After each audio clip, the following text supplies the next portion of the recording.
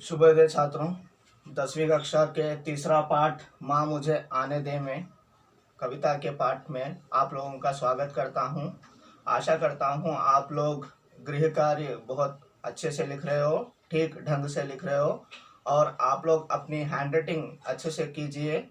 Handwriting अच्छी रहने पर ही अच्छे अंक प्राप्त होंगे और जो भी कुछ लिख रहे हैं उसे फेयर नोट्स में भी एंटर कर लीजिएगा। फेयर नोट्स के ज़रिए ही आप लोगों को जो है अंक मिलेंगे। और थोड़े लोग, बहुत से लोग अभी तक होमवर्क नहीं लिख रहे हैं, उन लोगों को मेरा निवेदन है, ये फर्स्ट एंड लास्ट रिक्वेस्ट है, नहीं तो नेक्स्ट टाइम से आप लोगों को अंक के माध्यम से अंक काटे जाएंगे। एग्ज़ाम पॉइंट ऑफ व्यू से अंक काटे जाएंगे। अच्छे से लिखिए, अच्छे से आगे बढ़िए। आज का पाठ है यानी दूसरे दिन वाला पाठ माँ मुझे आने दे में जो है पहले हम लोगों ने कवि परिचय, उद्देश्य, पुनरावृत्ति, इस तरह सभी कुछ जाना था और विधा विशेष भी जाना था। इसके विधा, इस पाठ का विधा क्या है? कविता पाठ है।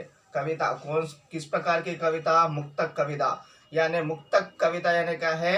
अंदर की जो भावनाएं हैं, यानी हर चीज में जो है भावनाएं ही होती है, लेकिन यहाँ पर जो नहीं बताए जाने वाली भावना है, एक लड़की की भावना है, इसमें इस पद्य के रूप में, इस कविता के रूप में बताई जा रही है। इसे मुक्तक कविता कहते हैं। इस मुक्तक कविता को लिखने वाले कवयित्री कौन है? मृदुल जोशी। मृदुल जोशी का जन्म जो है 1960 में हुआ है। सिर्फ पुनरावृत्ति की जा रही है।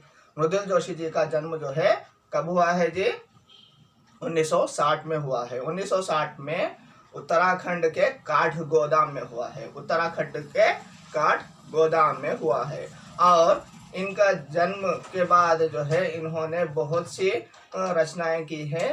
ये रचनाएं जो है चर्चित विषयों पर की है। कौन सी चर्चित विषयों पर? नारी चेतना एक, और दूसरा जो है सम समाज का निर्माण। दूसरा जो है सम समाज का निर्माण। इस तरह चर्चित विषयों पर ही इन्होंने जो है क्या किया है? अपने कविताओं का लेख किया है, अपनी कविताओं की रचना की है। और इनकी मुख्य रचनाएं भी दी गई है। यानी बहुत सी रचनाएं हैं, लेकिन 4 मुख्य रचनाओं को दिया गया है। उन मुख्य रचनाओं के नाम जो है समकालीन भारत में, समकालीन जो है हिंदी काव्य में जो है आम आदमी, समकालीन काव्य में आम आदमी, हिंदी काव्य में आम आदमी। सेकंड है गुम हो गए अर्थ की तलाश में। तीसरा जो है शब्दों के क्षितिज से। और चौथा जो है इन दिनों। इस तरह और आधी बहुत सी कविताएं लिखी है। आज इसके साथ हम लोग जो है आगे बढ़ते हुए विषय प्रवेश देखेंगे। विषय प्रवेश में जो है, विषय प्रवेश यानी क्या है? ये कविता किससे संबंधित है, किन चीजों से संबंधित है, यह हम लोग आज जानेंगे। अपनी अपनी किताबें खोलिए और जो जो लोग अपनी अपनी बुक्स, पुस्तकें, पाठ्य पुस्तकें या दूसरी पुस्तकें नहीं लिए हैं, जल्दी से जल्दी ले लीजिएगा और लेकर जो है अच्छे से हर चीज को मेंटेन कीजिएगा। और जहाँ जहाँ भी कठिन शब्द या नए शब्द या हार्ड वर्ड्स बोलते हैं इंग्लिश में, वो आएंगे तो उधर अपने पेंसिल या पेन से लिख लीजिएगा। जब कभी भी आप लोगों को कठिन शब्द दिखता है, थोड़े शब्द यहाँ पर लिखे हुए नहीं हैं, बोर्ड जरा कंजस्टेड, थोड़ा कंजस्टेड होने की वजह से जो है थोड़े शब्द ही लिखे गए हैं। इसीलिए नेक्स्ट टाइम से जो है, अभी से जो है क्या कीजिएगा, जो भी वर्ड बोला जाएगा, जो भी वर्ड का मीनिंग या विपरीत शब्द कुछ भी बोला जाएगा, वहां पर आप लोग नोट कर लीजिएगा। अभी विषय प्रवेश में देखेंगे। देखिए, स्त्री और पुरुष दोनों समाज रूपी शक्ति के 2 रूप है। अपनी अपनी किताबें देखिए, किताबें देखते हुए इसको फॉलो कीजिएगा। स्त्री और पुरुष दोनों समाज रूपी शक्ति के 2 रूप है। स्त्री और पुरुष समाज में जो है 2 रूप माने जाते हैं। जैसे एक सिक्के के 2 रूप होते हैं, 2 साइड्स होते हैं। सिक्का यानी कॉइन, एक कॉइन के 2 साइड्स होते हैं। उसी प्रकार समाज के 2 साइड्स है। कौन से? स्त्री और पुरुष। इस तरह से बताया जा रहा है। स्त्री और पुरुष दोनों समाज रूपी शक्ति के 2 रूप है। समाज की शक्ति, समाज की शक्ति है। जैसे रुपया जो है दुनिया की शक्ति है, इसी तरह से समाज की शक्ति जो है, समाज एक शक्ति का रूप है। तो समाज की शक्ति कौन है? स्त्री और पुरुष। स्त्री और पुरुष दोनों के रहने से ही समाज बन पाता है, इस तरह का तात्पर्य है। दोनों कार्य कुशल, गुणी और बुद्धिमान होते हैं। दोनों के दोनों, स्त्री और पुरुष दोनों भी जो है कार्य कुशल है। कार्य कुशल यानी क्या है? कार्य कुशल यानी परफेक्ट होते हैं। जो भी कार्य किया जाता है उसमें कुशलता से की जाती है, परफेक्शनिस्ट होते हैं ये। और कार्य कुशल होते हैं, गुणी होते हैं। गुणी यानी गुड क्वालिटीज से भरे हुए होते हैं, अच्छी क्वालिटीज से भरे हुए होते हैं। बुद्धिमान होते हैं, क्लेवर, इंटेलिजेंट होते हैं। इस तरह इंटेलिजेंस से, अच्छी कार्य कुशलता से, गुणी व्यवहार, अच्छे क्वालिटीज से जो है ये लोग जो है स्त्री और पुरुष क्या बन गए हैं? समाज की शक्ति बन गए। क्या बन गए? समाज की शक्ति बन गए हैं। समाज के निर्माण में, समाज को निर्माण करने में, समाज को तैयार करने में, अच्छी तरह से डेवलप करने में दोनों का समान महत्व है, दोनों का बराबर इम्पोर्टेंस है। ये कम नहीं है, वो ज्यादा नहीं है, स्त्री ज्यादा नहीं है, पुरुष कम नहीं है, दोनों का समान रूप है। दोनों जो है समाज को आगे बढ़ाने में, निर्माण करने में, तैयार करने में जो है समान रूपी है। एक दूसरे से कोई तुलना नहीं है, दोनों समान ही हैं। वेदों में स्त्री की तुलना देवी से की गई है। वेदालु बोलते हैं कितने वेदास है? 4 वेदास है। वो 4 वेदास में जो है स्त्रियों की तुलना की गई है, कंपैरिजन किया गया है। किससे कंपेयर किया गया है? देवी से। देवी यानी गॉडेसेस। ओके, जो गॉडेसेस होती है उससे तुलना की गई है। गॉडेसेस का रूप है, भगवती का रूप है। कौन है भगवती का रूप? स्त्री है। और क्या बोला गया है? कहते हैं जहाँ नारी का वास होता है वहाँ देवता बसते हैं। जिस घर में या जिस प्लेस में, जिस स्थान पर जो है नारी होती है, यानी लेडीज होते हैं, गर्ल्स होते हैं, वहाँ पर जो है क्या है? देवता बसते हैं, यानी देवता का अनुग्रह होता है, वर होता है। बोलते हैं ना तेलुगु में वरालू।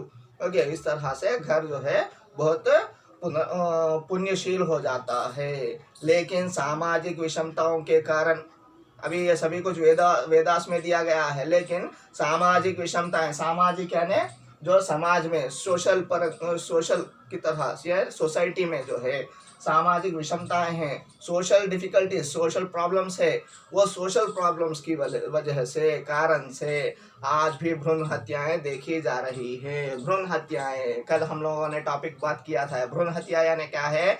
लड़की है या लड़का कोख में देखकर जो है 4 या 5 मंथ्स के टाइम पर जो है क्या किया जाता है? लड़की है या लड़का कोख में देखा जाता है, यानी गर्भावस्था में देखा जाता है।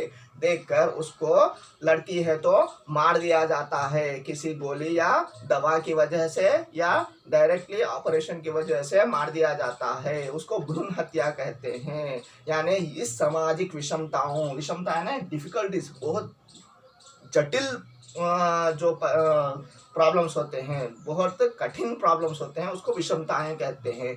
यानी कौन सी कठिन विषमताएं आ गई हैं? जैसे समाज में बहुत से लोग लड़कियों को जो है पैदा होते ही क्यों मार दिया जा रहा है? क्योंकि उसको डौरी देना पड़ेगा एक। और समाज में जो है क्या हो रहा है? लड़के लड़कियों को लड़के जो है लड़कियों को सता रहे हैं। 2 इस तरह से बहुत से कष्ट होते हैं। और जो है उन्हें पाल कर फिर से दूसरे घर को ब्याह कर भेजना ही है। इस तरह से बहुत सी कठिनाइयां हैं। और क्या हो जाता है? घर का प्रेशराइज हो जाता है कि अरे लड़की पैदा हुई है। ये सभी कुछ विषमताएं हैं। ये सभी विषमताओं के कारण क्या किया जा रहा है? भ्रूण हत्या की जा रही है। ऐसे नहीं होना है।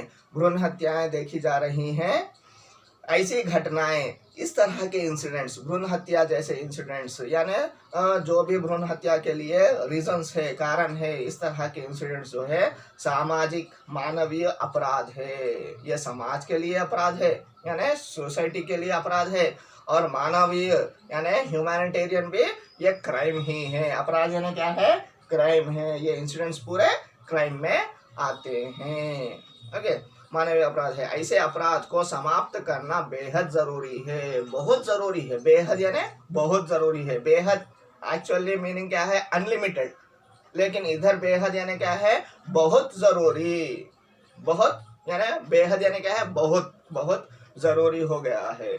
इन भ्रूण हत्याओं को रोकना है और लड़कियों को सताना रोकना है, डौरी के लिए सताना रोकना है, और जो है सास बहू के जो झगड़े होते हैं उनको जो है उन झगड़ों से बचाना है। इस तरह से जो है लड़कियों को बचाना है। हम लोगों को भ्रूण हत्या नहीं करनी चाहिए। इस तरह से हम लोगों को कई स्टेप्स लेने चाहिए। ये स्टेप्स कैसे लेने हैं हम लोग आगे देखेंगे, और जो है कविता का रूपांतर देखेंगे। कविता किस प्रकार विवरण दे रही है हम लोग तो आज कविता को पढ़कर रोकेंगे। आने वाले कक्षाओं में जो है उसका जो है विवरण दिया जाएगा। अच्छे से सुनिए। माँ मुझे आने दे, डर मत आने दे। कितनी कठिन स्वर में कह रही है एक लड़की, गर्भ में रहने वाली लड़की, गर्भ में कोख में पलने वाली जो लड़की है वो लड़की मुझे मारना नहीं है माँ, मुझे आने दे, बाहर आने दे कहकर बोल रही है। माँ मुझे आने दे, डर मत आने दे। फैलूंगी तेरे आंगन में हरियाली बनकर, लिपटूंगी तेरे आंचल में खुशबू बनकर। मेरी किलक और ठुमकते कदमों में घर का सन्नाटा बिखर जाएगा। जो पसरा है पिता के दम्भ, भाई की उद्दंडता के कारण, भाई की उद्दंडता के कारण सदियों से यानी हंड्रेड्स ऑफ ईयर्स से, ओके, सदियों से पोंछ दूंगी अंधेरा जो तेरी माथों की सिलवटों में सिमटा है, तेरी माथों की सिलवटों में सिमटा है। कभी कभी झड़ जाता है ओस की बूंदों सा, कभी कभी झड़ जाता है ओस की बूंदों सा। ओस यानी ड्यू फैक्टर, ड्यू जो होता है, ड्यू जब गिरता है उस तरह से क्या हो जाता है, ओस की बूंदों सा। आंखों की कोरों से चले आंसू बहते हैं उस तरह से। आने तो दे, धुल जाएगा सारा का सारा रुखीला एहसास। मुझे आने दे माँ, धुल जाएगा सारा का सारा रुखीला एहसास। ड्राई फीलिंग्स, रुखीला एहसास यानी क्या है, ड्राई फीलिंग्स। अभी आगे आने वाले कक्षाओं में समझाया जाएगा। अकड़ीला मिजाज जो चिपका है घर की सारी दीवारों, बंद दरवाजों खिड़कियों में। तेरी आंखों में तैरते ये समुंदर, ये आसमान के अक्स मैंने देख लिए हैं माँ जा सकती हूँ मैं दूर पार, उस झिलमिलाती दुनिया में ला सकती हूँ वहां से चमकीले टुकड़े तेरे सपनों के। समुंदर की लहरों के थपेड़ों में ढूंढ सकती हूँ मैं मोती और सीपी और नाविकों के किस्से।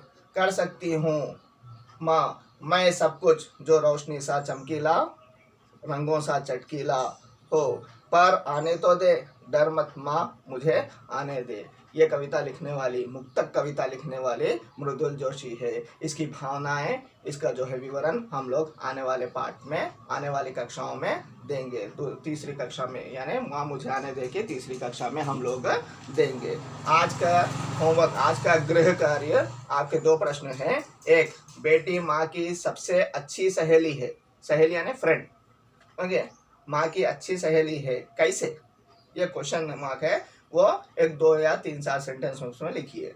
दूसरा प्रश्न, नारी के बिना समाज की कल्पना असंभव है। आज बोला गया है, थोड़े विषय बोला गया है, उस विषय पर और क्या बात कर सकते हैं उसको जो है अपने विचार बताइए, आपके थॉट्स क्या है इसके ऊपर।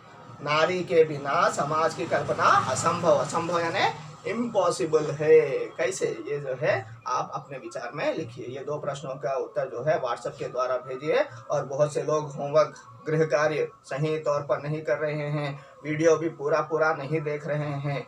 ये कौन कर रहे हैं आने वाली कक्षाओं में पता चल जाएगा। अगर फिजिकल क्लासेस होंगे तो इस पर जो है बहुत से प्रश्न होंगे, प्रश्नों के उत्तर नहीं देने वालों को कठिन से कठिन चीज़ें भी होंगी। धन्यवाद, अच्छे रहिए, सुरक्षित रहिए।